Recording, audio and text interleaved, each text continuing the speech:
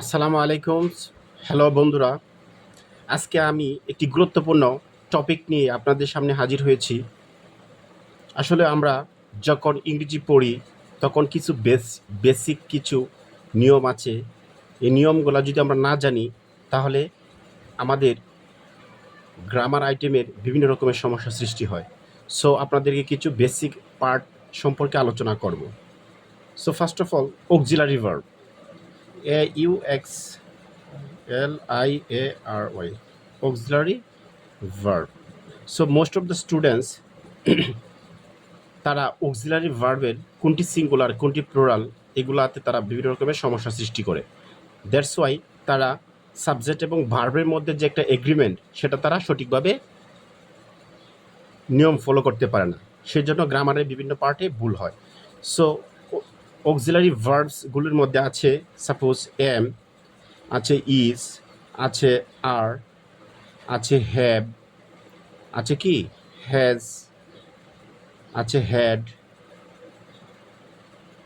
Plus do এবং does এবং did.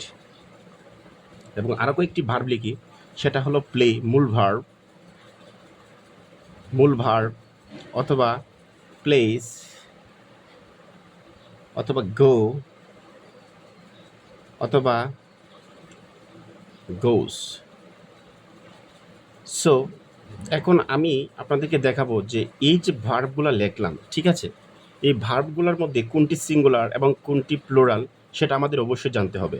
নয়তো সাবজেক্টের পরে যদি সাবজেক্টটা সিঙ্গুলার হয় তাহলে অবশ্যই ভার্বটা সিঙ্গুলার হবে, সাবজেক্টটা যদি প্লুরাল হয় অবশ্যই ভার্বটা আমাদের কী করতে হবে, প্লুরাল করতে হবে। আদারওয়াইজ আমাদের সেন্টেন্সটা কারেক্ট হবে না, ইনকারেক্ট হবে।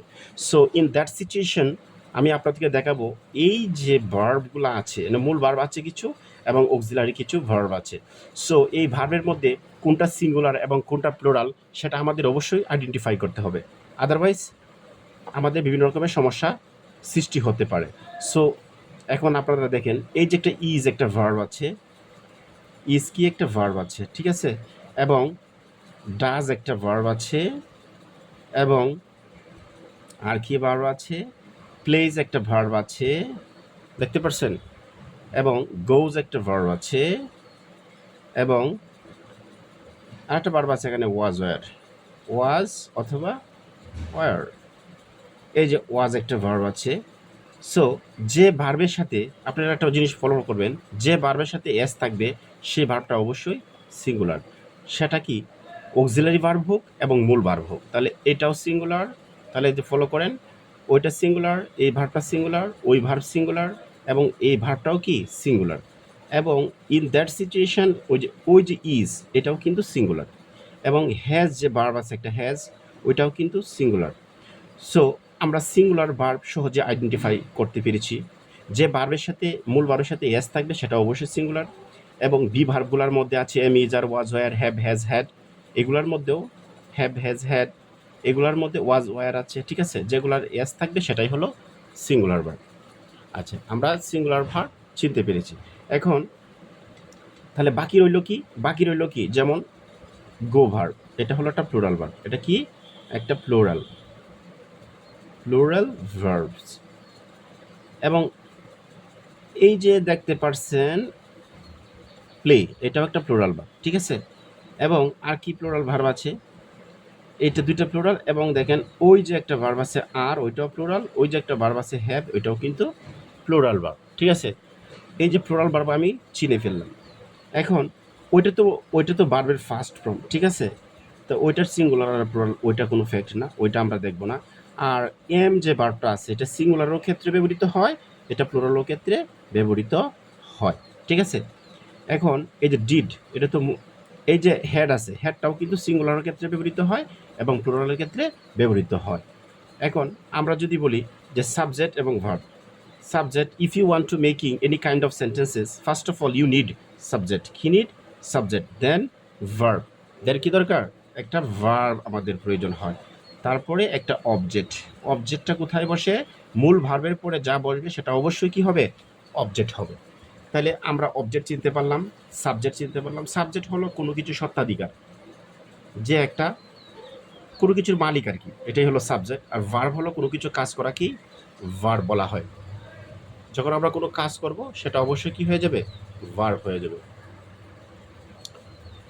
সো এখন আমি যদি বলি he plays football, say football খেলে। দেখেন বন্ধুরা, হি কিন্তু একটা থার্ড পার্সন সিঙ্গুলার নাম্বার, তো বারটাও কি হয়েছে, সিঙ্গুলার হয়েছে, বুঝতে পারছেন? আর এটা তো অবজেক্টিভ, তাহলে বোঝা গেল যে সাবজেক্ট সিঙ্গুলার হলে বারটা সিঙ্গুলার, সাবজেক্টটা প্লুরাল হলে বারটা কি প্লুরাল।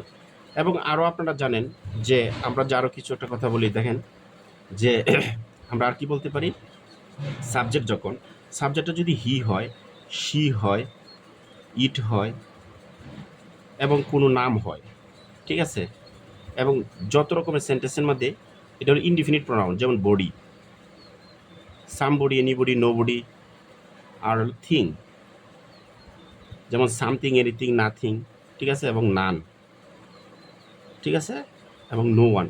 এই শব্দগুলোও কিন্তু থার্ড পারসন সিঙ্গুলার নাম্বার।